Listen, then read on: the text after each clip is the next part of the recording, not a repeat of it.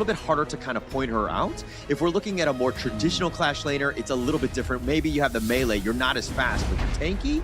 And the Chicha kind of gets caught out a little bit because of the fact that she needs to be a little bit closer. She doesn't really have that range, so it kind of balances it out. I do like the potential madness of this Kagendra lineup of just being in your face. I mean, definitely in your face is what they need to be, right? Because obviously the other approaches that they've taken so far within this series hasn't quite formulated them to win. But this is game number 4, ladies and gentlemen. We're going to see if Blacklist take this a solid 4-0, or the Kagendra, the Alma Nook, gets the wings to fly here and get the victory. But Soule, they get a lot of damage already in the early game because we know that the Rose Fencer Charlotte doesn't quite have the best early game so far. Yeah, it will struggle, especially early. But, I mean, when you have Dragon there as well, it makes it way tougher to even get into your lane. So he will suffer, but at some point, Soule will be online. The key is, of course, getting to that point. It's not going to be the easiest in. I mean, if we're looking at just the lanes themselves, I mean, it's not a huge advantage one way or the other, but definitely in that top lane, he definitely has a little bit of a deficit to overcome. Yeah, speaking of deficit here, we do see that Jing rotates the top side here as well. Yeah, Dragon at about half. He's going to give up first blood. Easy for Feishi. He's going to easily pick that one up, and the rest of Kagendra are there to help clean house just to ensure that Jamie1 didn't have any shenanigans to follow up.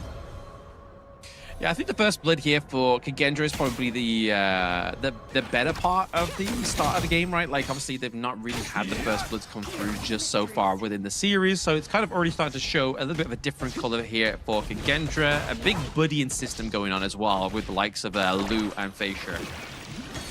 And they definitely have that potential. Like this clearing, the way that they're sharing everything and ensuring that Feishi is keeping, like, he's so fast, right? In terms of his levels, he's just doing very well in that sense. Justy is falling a little bit behind, but it's hard to keep up with the Jing, especially with that mobility that they have. And now it looks like they take a little bit of damage here, and Justy's in a bad spot. He's going to be focused in, but he's barely turns it around. He has the shield, and he says, Feishi, where you going? Takes him down. Blacklist International coming out on top on that one. Yeah, it's a beautiful use, that second skill of the Flowborn tank, right? Getting that knock-up, but then also, obviously, with the third hit or the second hit, having that shield come through as well is pretty much a saving grace there, and was so for Just Chi. But I feel like it's also thanks to Chaz there, obviously using those burst rams just to kind of like slow the momentum and slow the pace of a Jing there. Very nice turnaround for Blacklist International, but now looking for priority down to the bottom side of the map as we're sort of edging towards that 4-minute mark. Yeah, and actually, it's just all about that bait. I mean, there's a reason why they wanted that Flowborn tank into the Jing. And, I mean, Feishi kind of fell into that one. I mean, also, at the same time, you have the Umbrosa from Jamie1, also potential bait. So they know what the strengths of Kagendra are, which is looking to burst you down as quickly as possible. And Blacklist, they're looking to play the long, sustaining team fight. If they're able to out-survive you, they can deal with you because you're on the squishier end. Yeah, that's the problem as well, right? Like, even though Kagendra has all this firepower, if they can't, like, surmise any kind of lead here, that firepower is not going to be very good against somebody that's already kind of, like, itemized, like, 3 items as a tank. Like, you're going to have to throw everything and the kitchen sink at, like, the likes of Just Chi or Chaz just to try and get a kill. Yeah, it's going to be very difficult. Those two are incredibly tanky, annoying to deal with, but Kagendra have that potential. I mean, they need to go for Golden Cut and Dragon. Those are going to be the #1 targets. So Justy, I mean, if he stays alive, fine, but he doesn't really have as much damage as, per se, the Dragon and Golden Cut. So those are the guys that are probably going to be left for last. Yeah, they don't want to kind of be caught out too soon into these team fights as well, right? Especially with the D-Ranger, the Magistrate, being on that on-hit build, right? Like, he's definitely going to do a lot of damage towards the latter part of the game, and he has the green light, which is obviously that solid front line from the Flowborn tank and from the Earthshaker as well. That is able to kind of have a leeway and free roam into these team fights just by spamming that basic attack button. But Kagendra actually able to get the Tyrant here, may be able to turn the tides at such stalemate with the gold lead. Yeah, Blacklist International didn't want any of that. They didn't even try to contest. They understood that, hey, I mean, if everyone's going to be grouping around the Tyrant, we have space elsewhere. Let Jamie1 just kind of do his thing. We don't have to sacrifice everything, you know, and sell the farm, try to go for that Tyrant to go all in. This is not that moment. We need to stay consistent. We're able to out-farm them even with that Tyrant buff.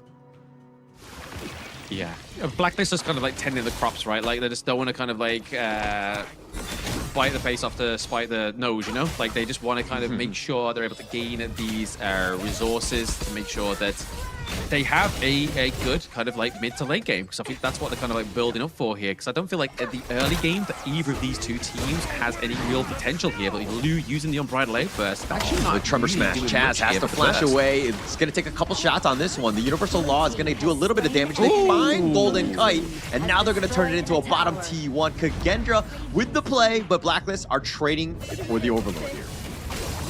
Yeah, trade for the Overlord, potential go for the T1 into the top side of the map there. Chami's still working away at that one like a roll-well worker, but at the same time, it's going to be those Wings of Judgment that just really drive away Senko into any kind of means of trying to come back here, but the T2 takedown as well.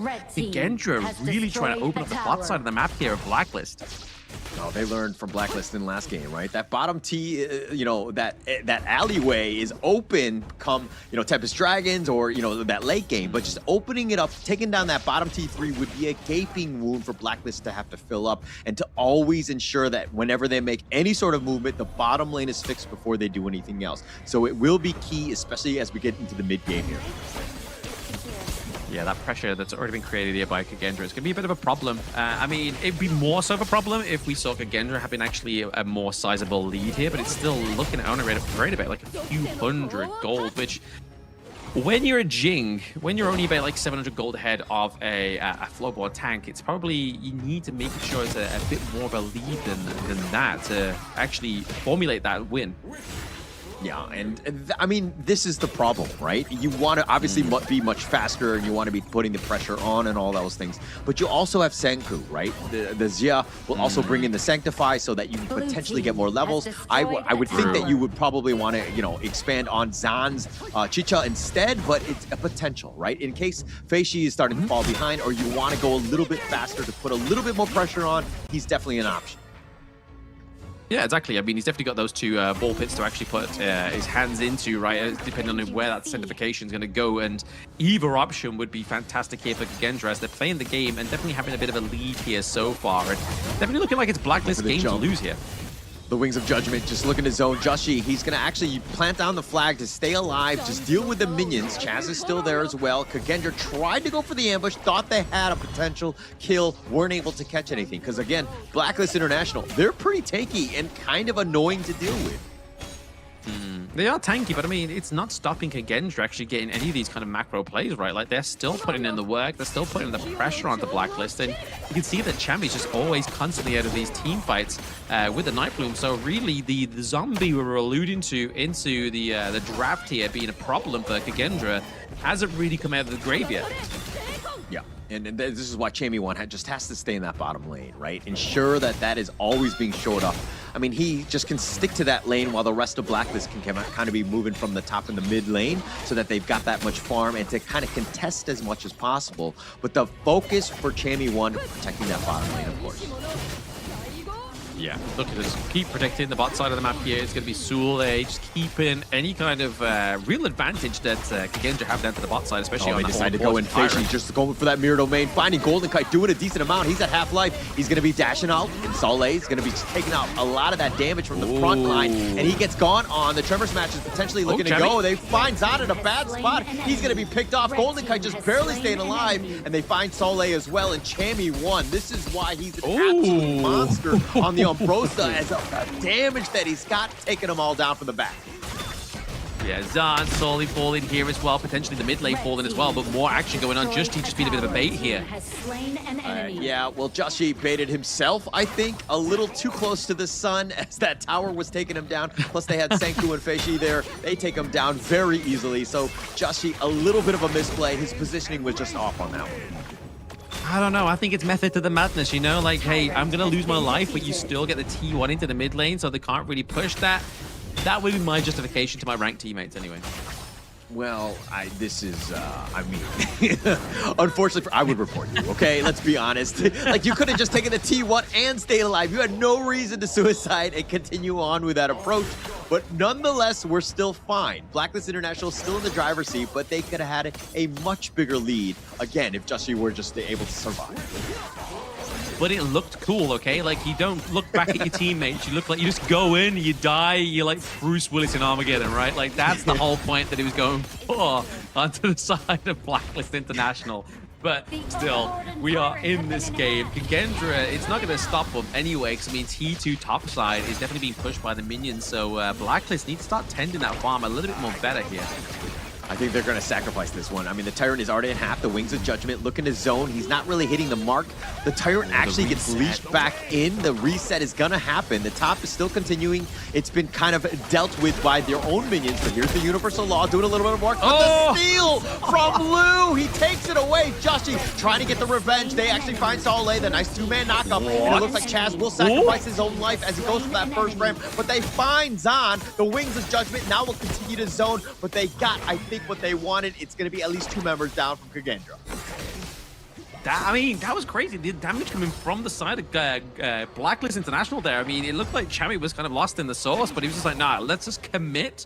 I'm going to get the takedown onto Soleil as well as Zahn again, and then we'll just go, again, we'll just defend the mid lane, defend our top side of the map, and maybe potentially try and go for the Overlord at some point. Because right now, obviously, with them having the Primal Bond onto the side of Kagendra, it's not going to be the easiest go for here.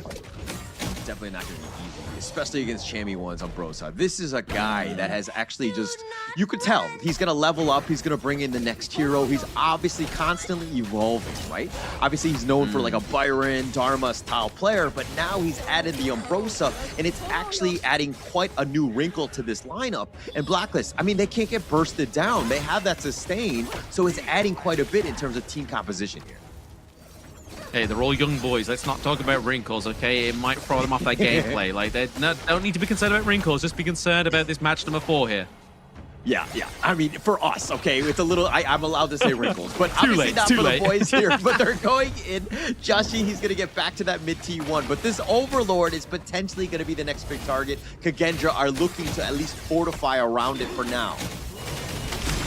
Yeah, looking just to kind of formulate around this one. Maybe they get the steal this time around, but it's going to be that double smite from obviously Beige as well as Lou having the smite as well. So they may as well just like throw 3 smites at the Overlord and just claim the kill because they've not lost a single neutral objective just yet on the side of Kagendra.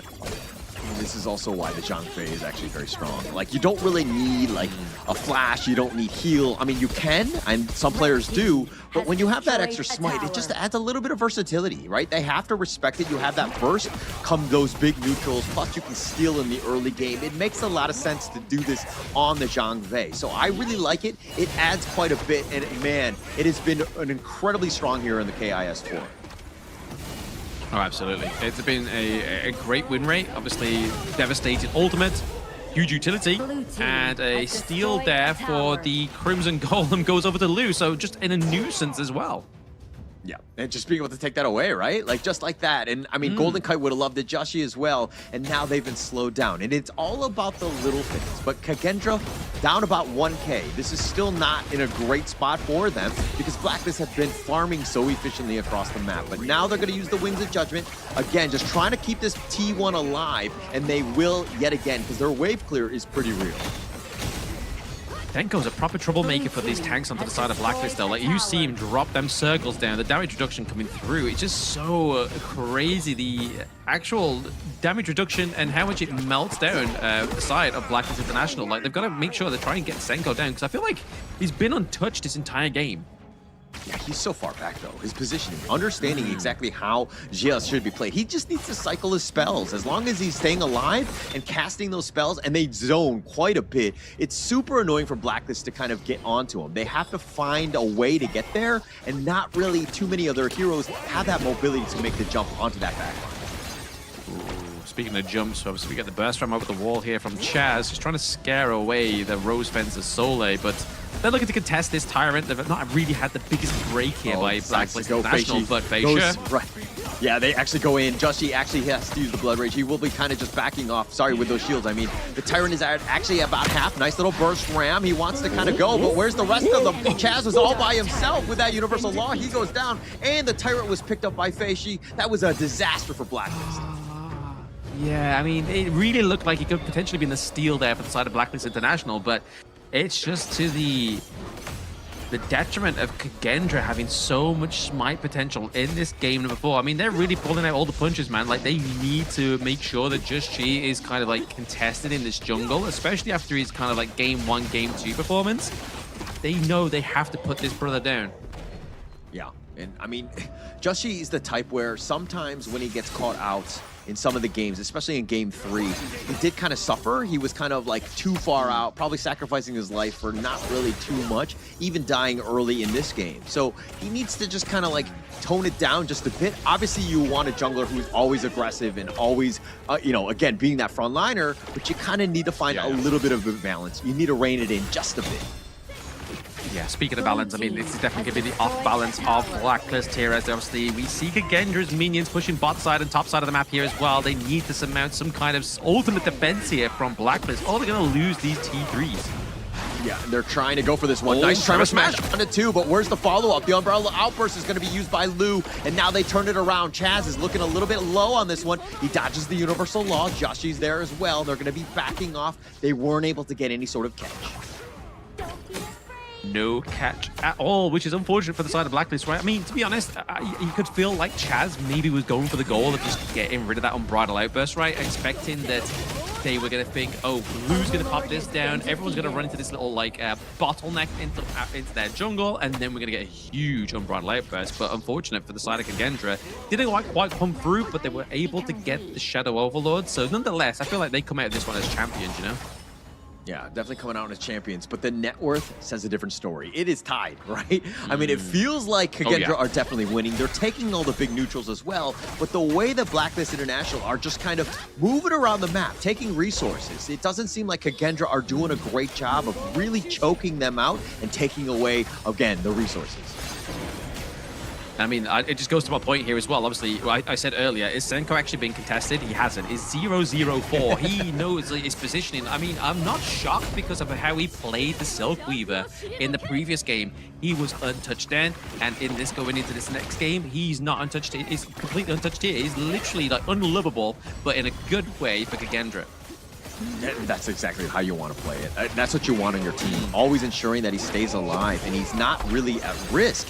And again, Blacklist, if we're looking at the draft, one weakness is, again, they don't really have a great initiator. Everything like the Leon pull from Chaz is kind of like a secondary one. You don't want to be letting him start things off, especially since you've got that Unbridled Outburst there. Justy's trying to be that guy, but again, he's really not doing too much. And now they decide to go. Senku goes a little bit golden. The Tremor Smash is not really going to connect. Senku gets a little bit low on this one, but it looks like they find Feishi. Senku finally falls in the end. They get the nice little burst ram and the control on his Sale. They're looking for him. They're trying to chase him down, but they don't have the control. And now Dragon flashing away. Sale looking to be strong, tries to go for Golden Kite, tries to go, but he actually gets picked off. And now with the Vanguard in the top lane, I think that's going to be it. But Justy falls. They got 3 members from Kagendra.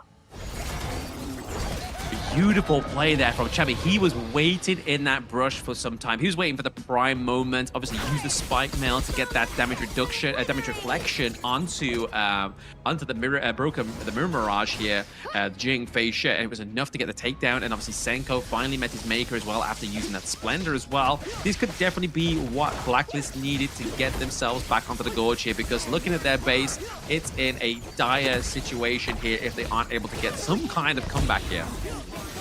Looks like with that Rings of Judgment just took his own. The Umbrella Outburst and the steal! Oh, no! The push away! Feishi gets it with the smite over the wall. He was just barely there in time. Really well played by Lu.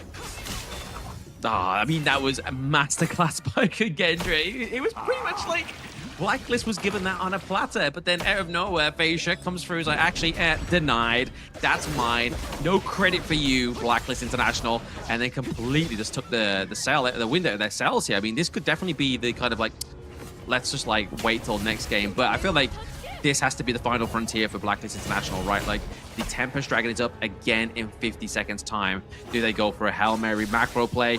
Does Kagendra outplay them in their own book? Or do they actually contest it this time? I mean, they can't go for the Hail Mary play. Kagendra have way too many team moves up. I mean, they have all 3. It's going to be tough to make any sort of play. If anything, they have to contest or get some sort of pickoff that will open up the door so they have a little bit of space. Right now, fighting 5 versus 5 is not easy for Blacklist. No, not easy at all, right? Especially when they're kind of like fully stacked, right? We're getting 20 minutes in almost, so you can imagine all itemization is pretty much on the board here. And we're looking, obviously, to see how much like Sage's Sanctuary is actually being procced here from either of these two teams. I suppose that's going to be like the calling card here. Yeah, and Chammy won. I mean, he's got Final Frenzy, he's got Sage's Angel, he's got everything right now. Like, he could die many a times right now. He's going to be definitely a problem. And so Kagendra, the same way, they have their own Sage's Sanctuary. So it's going to come back to the reses as the Tempest Dragon is now up. Yeah, Chammy looking just to focus that top side of the map there. Just try to put some pressure on, try to get Sule away from that one. But to be honest, for the side of Kagendra, they don't need Sule. They just need Facia, they need Lu to try and get that steal. They need to protect the top lane. They cannot have the same mistake that they made in game 3. They cannot be caught off. And now Chammy 1 is being chased by Soleil. The Tempest Dragon, look at Chammy 1 continuing to go. Soleil has hit that late game, and on this Charlotte, it is a bit scary. He's kind of like a melee farm laner in that sense that he does have the net worth to really do some damage. Oh, absolutely. The net worth, the gold, the play style as well. Sol has it all. But at the same time, obviously, they're looking for the reset here onto the Tempest Dragon. Chaz actually putting a lot of work here onto Facia. Yeah, doing a decent amount, but with that Sage's Sanctuary, they know that they're not going to fully commit. Joshi, on the other hand, does need to be careful. And now here's Soleil, finding Chammy 1 in the mid lane yet again. Everything on a knife's edge. Who's going to make the first mistake? We see the Facia is obviously they find him! Oh, they find Soleil! Oh, Chammy 1 and Golden Kite, they had enough burst, and Soleil thought he was going to be fine with the mobility and the dashes, and now this is a huge opening for Blacklist International. Chammy 1 goes right to the top lane. Again, it's all about that pressure, opening up an avenue of attack. The Tempest Dragon isn't the end-all, be-all, but Golden Kite now being focused, it looks like he's going to be falling down. That's going to be Sage's Sanctuary, but the turnaround, Zod is somehow still alive. Nice tremor smash. Sage's Sanctuary used the return, but they've already gotten Golden Kite. The double kill by Feishi. Chammy 1 in the top lane doing Chammy 1 things by continuing his split push, playing the macro game. Here's the Sage's Sanctuary for Joshi. That one's been popped, and it looks like he's going to be picked off as well. And now with 3 members down, Chaz is still somehow alive. He's going to be back in the fountain, but now Chammy 1 was only able to take the top T3. The Tempest Dragon is open for Kagendra. But look how beautiful that was, though. Like, obviously, they had no minion wave in the mid, bot side, or even top side to actually make a big capital on that big team fight. I mean, yes, they now get the Tempest Dragon here, and it's going to be a heck of a defense here for the side of Blacklist International. But Chammy really running down that top side of the map here is going to create... It's going to be a slim opportunity for them now as we get into pretty much the end game of this Honor of Kings game, but it could spell still some kind of hope for Blacklist. I mean, they still have a chance. You can never say never with this squad. If there's anything that we've learned, right? Just finding an opportunity, that's all they need is a chip in a chair, just being able to stay alive, but now they need to somehow hold. This is going to be very difficult. The Tempest Vanguard doing a little bit of work. That top T3 is already under siege. They've taken the mid one, and Blacklist International, again, being pushed back. It looks like that top T3 will fall in the end. Kagendra right now are looking to just close this one out. They're just going to be not overzealous, right? Obviously, Kagendra of old will literally just take a fight and like literally whiff it here, but at the same time, Blacklist are going to hold on for another 30 seconds. That's a lifetime. It is definitely a lifetime, but now the Universal Law used in return with the Wings of Judgment to kind of go, but now Joshi, he's in a bad spot. He was being focused, but he's tanking enough. They have a nice little bit of control. Chammy 1 needs to be a bit careful. Soleil is looking to go for this one. Golden Kite needs to stay alive. His positioning needs to be key, and it looks like Kagendra are not really willing to overcommit. They're going to slow siege. They're going to poke and prod. And now Blacklist International, they need to make them pay. Again, another Wings of Judgment. They're not able to find the right targets. They deal with the Vanguard. The Crystal is taking a little bit of shots. And now the final frenzy. Chammy 1 still staying alive. Joshi's there. Oh, nice little tremor smash on a 2. They're going to look to turn with that first time, but they go for the Crystal. And it looks like Kagendra will take game number 4. And they say, not just yet, Blacklist. Oh my gosh.